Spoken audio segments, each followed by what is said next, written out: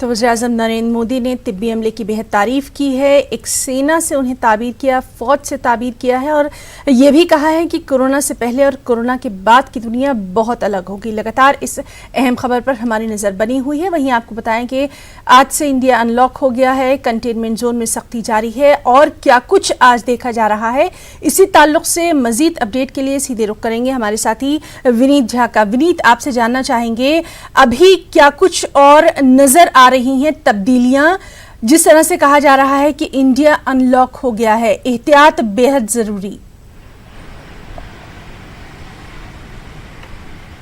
जी हिना, निश्चित तौर पर मैं आपको बताना चाहूँगा, इंडिया अनलॉक की शुरुआत जो है अनलॉक 1 की शुरुआत हो गई है, जिसके तहत कहा गया है कि जो रेस्टोरेंट्स हैं वो खोल दिए गए हैं, धार्मिक स्थल जो है वो खोल दिए गए हैं।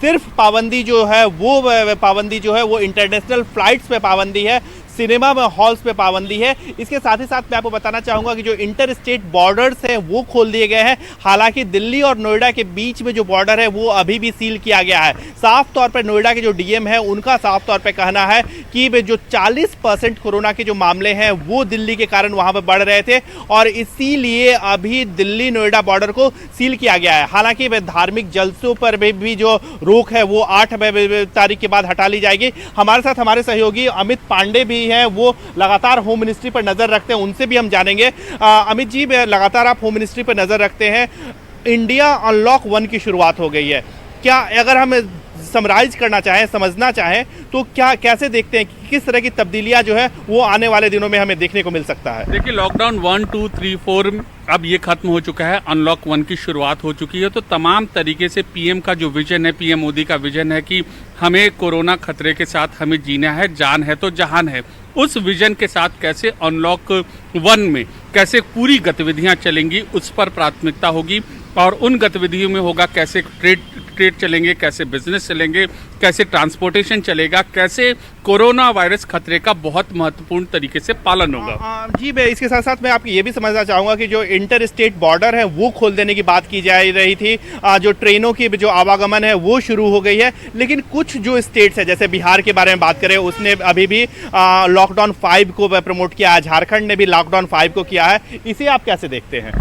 देखिए, ये नाम है लॉकडाउन 5 और अनलॉक 1 कुछ प्रदेशों में है, लेकिन जो मापदंड हैं सारे प्रदेशों की यही कोशिश है कैसे वो खतरा कम से कम यहाँ पर हो और साथ ही साथ जो इकोनॉमिक एक्टिविटीज़ है वो चले। इकोनॉमिक एक्टिविटीज़ इस प्रोटोकॉल का पालन करते हुए चलना, ये सबसे बड़ी यहाँ पर चुनौती है और इसी समन्वय के लिए जो केंद्र सरकार है वो लगातार यहाँ पे प्रयासरत है। आपने देखा होगा विनीत की लॉकडाउन पार्ट 1, 2, 3, 4 में लगातार एक बार गाइडलाइंस जब इशू हो गई थी तो निर्देश भी आते रहे थे कि ये स्पष्टीकरण है, ये क्लैरिफिकेशन है। तो हम अनलॉक पार्ट 1 में भी हम ये देखेंगे कि बेशक राज्यों की तरफ से अब कोरोना के साथ जीना सीखना होगा और दुनिया कोरोना से पहले और कोरोना के बाद बहुत अलग होगी, ये खुद पीएम भी लगातार कहते रहे। विनीत, आपका और अमित, हमारे दोनों साथियों का बहुत बहुत शुक्रिया तमाम तर तफसीलात देने के लिए।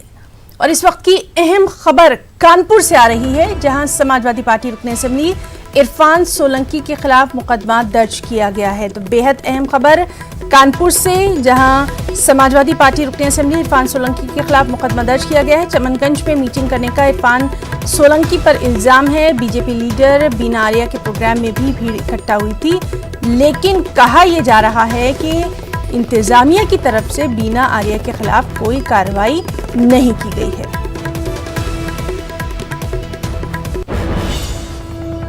खबरों में इतना ही, आदाब।